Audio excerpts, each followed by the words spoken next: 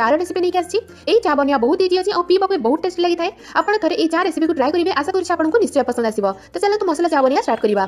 तो से मुझे मसला गोटे तेजपत्र नहीं 8 ରୁ 10 पीस गोलमरीच, 1/3 टीस्पून पान मधुरी, 2टा लवंग ने, 2 इंच दालचीनी, गोटे गुजराती और गोटे इंच अदा ने।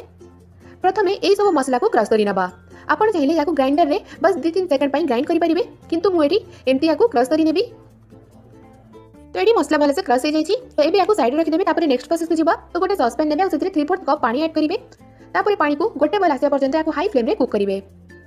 जमी पानी में गोटे बल आसो क्रश करके रखिदेवा मसला सबको पकेबे।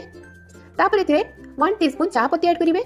तापर स्वाद अनुसार चीनी ऐड करेंगे। मुझे 1 टीस्पून चा पत्ती और 1 टीस्पून चीनी ऐड करी मिक्स करदेवे। एबे या हाई फ्लेम रे गोटे बल आसा पर्यंत कुक करेंगे।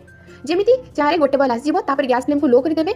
एबे एथिरे क्षीर ऐड करबा। मुझे सीझा क्षीर नहीं आउ क्षीर ये 3/4 कप अच्छी जी पानी ने से क्षीर यूज करेंगे। क्षीर ऐड कलापर 2 मिनिट लो फ्लेम रे कुक करेंगे। क्षीर ऐड कलापर या गोटे बल आसा पर्यंत लो फ्लेम रे कुक करेंगे। गैस फ्लेम को टोटली हाई करेंगे ना चाह छिड़ी तो एमती मिक्स करके भलसे बॉयल हवा पर्यंत कुक करेंगे। किसी समय पर ये मसला चा रेडी हो जाए। एबे छाणी नबा। तो फाइनली ये गरम गरम मसला चा रेडी हो गला सर्व करने।